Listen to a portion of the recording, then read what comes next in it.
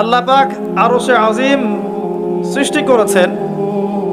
এই আরশে আজিমের নিচে আল্লাহ পাক 7 শ্রেণীর মানুষকে কিয়ামতের মাঠে ছায়া দিবেন। কয় শ্রেণী? কয় শ্রেণী? এটা মুখস্থ করবেন। 7 শ্রেণীর মানুষ। 1 নাম্বার হচ্ছে ন্যায়পরায়ণ শাসক। 1 নাম্বার কে? যত মানুষকে আল্লাহ পাক আজকে শাসন ক্ষমতা দিয়েছেন, ছোট ক্ষেত্র থেকে বড় পর্যন্ত, তাদের সবার সামনে 2টা গন্তব্য অপেক্ষা করছে। কয়টা? এর বাইরে কোনো গন্তব্য নাই তাদের জন্য। যে যাকে আল্লাহ পাক যে দায়িত্ব দিয়েছেন, একদম ছোট থেকে শুরু করে, একদম ছোট লেভেল থেকে শুরু করে উঁচু লেভেল পর্যন্ত যাদেরকে আল্লাহ পাক শাসন ক্ষমতা দিয়েছেন, তাদের সামনে 2টা গন্তব্য অপেক্ষা করছে। একটা হচ্ছে তারা ন্যায়পরায়ণ হলে আরশে আজিমের ছায়ায় ছায়া পাবে ইনশাআল্লাহ। যেমন ওমর ইবনুল খাত্তাব, তিনি কি আমিরুল মুমিনিন ছিলেন না? তিনি আরশে আজিমের ছায়ায় ছায়া পাবেন ইনশাআল্লাহ তাআলা। যুলকারনাইন নাম শুনেছেন? কোন সূরায় আছে? কোন সূরায় আছে? আমি তো এমনি রাগ হই না, মাঝে মাঝে একটু রাগ হই। আল কোরআনের আলো ঘরে ঘরে জ্বালতে হবে, শুধু স্লোগান দিয়ে নয়, চর্চার মাধ্যমে। কোরআনের আলো ঘরে ঘরে এমনি জ্বলবে না, প্রত্যেক ঘরে ঘরে আগে কোরআনওয়ালা মানুষ তৈরি করেন। এটা খুব কমন একটা প্রশ্ন। যুলকারনাইন আলাইহিস সালামের ঘটনা সূরা কাহফে আছে। খুব কমন প্রশ্ন, সবাই মোটামুটি জানে যারা একবার কোরআন ঘাটাঘাটি করে দেখেছে। কিন্তু আমাদের বেশিরভাগ মানুষ দেখবেন বলতে পারবে না। তাহলে কোরআনের আলো কি ঘরে ঘরে জ্বলেছে? স্লোগান দিয়ে জ্বলবে? স্লোগান দিয়ে জ্বললে নবী সাল্লাল্লাহু আলাইহি ওয়াসাল্লামকে এত মার খেতে হতো না। তার সাথে জিবরাইল আলাইহিস সালাম ছিলেন। তিনি যদি বলতেন যে মক্কার আবু জেহেল, আবু লাহাব, উতবা, সাহেবাকে একটা পাখার ঝটকা দিয়ে উড়িয়ে দেন, দিয়ে মক্কায় আমাদেরকে খেলাফত দিয়ে দেন, সম্ভব ছিল।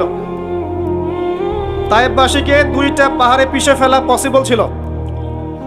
তারপরে নবী সাল্লাল্লাহু আলাইহি ওয়াসাল্লামকে 3 বছর গোপন দাওয়াত দিতে হয়েছে, মানুষের গালমন্দ খেতে হয়েছে, মানুষ হত্যা করার চেষ্টা করেছে, দেশ থেকে চলে যেতে হয়েছে, তায়েববাসীর নির্যাতন সহ্য করতে হয়েছে, বদর, উহুদ, খন্দক, খায়বারে যুদ্ধ করে মক্কা বিজয় করতে হয়েছে।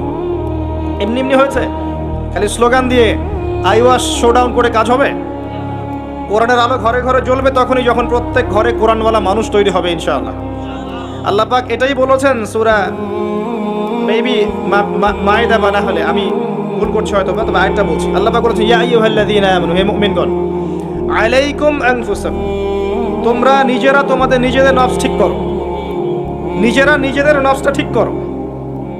লা ইয়াদুররুকুম মান দাল্লা ইন ইহতাদাইতুম, যারা পথভ্রষ্ট হয়ে গেছে ওদের পথভ্রষ্টতা তোমাদেরকে ক্ষতি করবে না যদি তোমরা হেদায়েতের উপর থাকো। নিজে ঠিক হন, নিজের ঘর ঠিক করেন, বাকি সব ঠিক হবে ইনশাআল্লাহ তাআলা। নিজে ঠিক না হলে মানুষের ঘর ঠিক হবে না। আমি এই চেয়ারে বসে যদি কথা বলি এবং এই আমলগুলো আমি করতে ব্যর্থ হই, আমার কথা আপনার কলবে কোনো তাসির করবে না। এই কারণেই দেখা যায় কথা অনেক হচ্ছে, কাজের ফলাফল কতটুকু হচ্ছে এটা ভাবার বিষয় আছে। তো যাদের কথা অনুযায়ী কাজে মিল আছে এবং আত্মশুদ্ধি আছে, এই মানুষদের কথায় মানুষের কলবে তাসির হবে ইনশাআল্লাহ তাআলা। আমরা দোয়া করে আল্লাহ পাক এমন মানুষকে বেশি বেশি এই সব জায়গায় নিয়ে আসুন যাদের মধ্য দিয়ে সমাজ সংস্কার হবে এবং যারা নিজেরাও আত্মশুদ্ধি অর্জন করতে পারবে ইনশাআল্লাহ। কোরআনের আলো ঘরে ঘরে জ্বলবে ইনশাআল্লাহ যদি আপনারা প্রত্যেক ঘরে ঘরে কোরআনওয়ালা মানুষ তৈরি করেন। একটা সন্তানকে হাফেজ বানাতে পারবেন না? একটা মেয়েকে হাফেজা বানানো যায় না? বাসায় একজন সন্তানকে আলেম বানানো যায় না? আমরা কি এই পৃথিবীতে এসেছি খালি খাওয়া, ভোগবিলাস, পাশবিক জীবনযাপন করতে, নাকি আমাদের একটা জীবনের উদ্দেশ্য আছে? আমাদের মুসলিমদের জীবনের উদ্দেশ্য কি বলেন তো? আমাদের জীবনের উদ্দেশ্য কি? জান্নাত। সূরা আলে ইমরান 185 নম্বর আয়াত পড়ে দেখেন। আল্লাহ পাক বলেছেন কুল্লু নাফসিন যায়িকাতুল মাউত, প্রত্যেকটা নফস মৃত্যুর স্বাদ গ্রহণ করবে। ফামান, এরপরে আছে ওয়া ইন্নামা তুওয়াফাউনা উজুরাকুম ইয়াউমাল কিয়ামাহ, তোমাদেরকে কিয়ামতের মাঠে পূর্ণ প্রতিদান দেওয়া হবে। ফামান যুহজিহা আনিন নার ওয়া উদখিলাল জান্নাতা ফাকাদ ফাজ, কিয়ামতের মাঠে যাদেরকে জাহান্নাম থেকে বাঁচানো হবে এবং জান্নাতে প্রবেশ করানো হবে একমাত্র সে ব্যক্তিই সফল। তো আমাদের জীবনের গন্তব্য কি ভাই? জান্নাত। সফলকে, সাফল্যের সংজ্ঞা কি? যাকে পুলসিরাত পার করানো হবে সে সফল। দুনিয়াতে যার বাড়ি গাড়ি, টাকা কড়ি, ব্যাংক ব্যালেন্স আছে, সম্পত্তি আছে, ক্ষমতা আছে, এই যে সফল, কোনো গ্যারান্টি আছে? কোনো গ্যারান্টি নাই। যে ব্যক্তি কিয়ামতের মাঠে পুলসিরাত পার হতে পারবে এই ব্যক্তি সফল।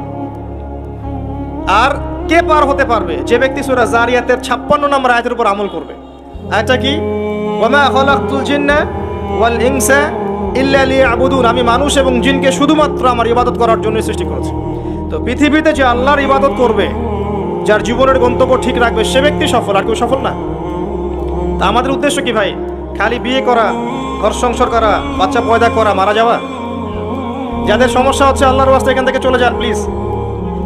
যাদের এখানে সমস্যা হচ্ছে, কথাবার্তা বলছেন, বাসায় গিয়ে লেপের তলে শুয়ে শুয়ে ওয়াজ শুনবেন, এখানকার পরিবেশ নষ্ট করবেন না। যারা কষ্ট করে এখানে এসেছে বসে বসে ওয়াজ শুনতে, এদের জন্য লেকচার। সমস্যা হলে বাসায় চলে যান, কম্বলের নিচে শুয়ে শুয়ে লেকচার শোনেন, আর ইউটিউব ফেসবুকে কমেন্ট করে জিহাদ করেন। কিবোর্ড মুজাহিদ ওখানে বসে বসে কমেন্ট করবে, এটাই তার জিহাদ। যখন দেখবেন 100-200 কুকুর শুয়োরের সামনে একজন মুসলিমা দিনী বোন তাকবীর দিচ্ছেন, তখন দেখবেন 1000টা মানুষ তাকবীর দেওয়া শুরু করবে। এর আগে তোমার তাকবীর কোথায় ছিল? এতদিন তো পশুর মতো জীবনযাপন করেছে। এখন একটা মেয়েকে আল্লাহ পাক জজবা দিয়েছেন, এখন দেখবেন যে কোনোদিন নামাজও পড়ে নাই, সেও আল্লাহু আকবার লিখে ফেসবুকে স্ট্যাটাস দিচ্ছে। তোমার আল্লাহু আকবারের কিছু যায় আসে না। আল্লাহু আকবার দেওয়ার মানুষ আল্লাহ পাক তৈরি করবেন ইনশাআল্লাহ। আল্লাহ পাকের গরু ছাগলের প্রয়োজন নাই, আনআমের প্রয়োজন নাই। লাহুম কুলুবুন লা ইয়াফকাহুনা বিহা, আছে না? ওয়া লাহুম আযানুন লা ইয়াসমাউনা বিহা ওয়া লাহুম আ'য়ুনুন লা ইউবসিরুনা বিহা উলাইকা কাল আনআম। এই আনআমদের আল্লাহর কোনো প্রয়োজন নাই। আল্লাহ পাক তার দিনকে বিজয় করার জন্য আল্লাহর মুখলেস বান্দা তৈরি করবেন ইনশাআল্লাহ। একজন সরে যাবে 10 জন আসবে, 10 জন সরে যাবে 100 জন আসবে। ছেলে থাকবে না, মেয়ে আসবে। এই প্রজন্ম থাকবে না, নতুন প্রজন্ম আসবে। আল্লাহ পাক এই দিনটাকে প্রতিষ্ঠা করবেন ইনশাআল্লাহ। এ বিষয়ে কোনো সন্দেহ নাই, সন্দেহের কোনো অবকাশই নাই। যদি আমরা দায়িত্ব পালন না করি, ইয়াস্তাবদিল কওমান গায়রাকুম, অন্য কওমকে আল্লাহ পাক স্থলাভিষিক্ত করবেন। সুম্মা লা ইয়াকুনু আমসালাকুম, তারা তোমাদের মতো অপদার্থ হবে না। আল্লাহর কিচ্ছু যায় আসে না আপনাকে আমাকে, জানেন? এই যে আমরা বেঁচে আছি, দুনিয়ার বোঝা হয়ে বেঁচে আছি। আমরা পৃথিবীর বোঝা, এই উম্মতের বোঝা, আবর্জনা। আমরা প্রত্যেকেই, আমি নিজেকেও বলছি, আমরা উম্মার আবর্জনা। আমরা যদি উম্মার কিছু হতাম, আমাদের দ্বারা উম্মা বিজয় লাভ করত। আমাদের টার্গেট এখন একটা, দুনিয়া। আমাদের টার্গেট দুনিয়া, ভোগবিলাস, খাওয়া দাওয়া, ব্যাংক ব্যালেন্স, টাকা পয়সা, বাড়ি গাড়ি, স্ত্রী সন্তান, এতটুকু। মাঝে মাঝে আমরা জুমার নামাজে আসি, ঈদের নামাজ পড়ি, রমজান মাসে রোজা না রাখলেও তারাবিতে আসি, যাকাত দেই কি না দেই, সদকা একটু করি, বছর বছর হজ উমরা করি, টুপি লাগাই, দাড়ি লাগাই, ব্যাস ভোটের সিজন আসলে আবার ওইটা দিয়ে ভোট চাই। এই হলো আমাদের চরিত্র। এখন আমাদের আল্লাহর কোনো প্রয়োজন নাই। আল্লাহ পাক বলেছেন, ইন তানসুরুল্লাহ ইয়ানসুরকুম, তোমরা যদি আল্লাহকে সাহায্য করো তখন আল্লাহ তোমাদেরকে সাহায্য করবেন। ইন্নাল্লাহা লা ইউগাইয়িরু মা বিকওমিন হাত্তা ইউগাইয়িরু মা বিআনফুসিহিম, কোন কওমের অবস্থা আল্লাহ পাক ততক্ষণ ঠিক করেন না যতক্ষণ ওই কওম তাদের অবস্থা সংশোধন করছে না। আলাইকুম আনফুসাকুম, নিজের নফস ঠিক করো, নিজে ঠিক হও।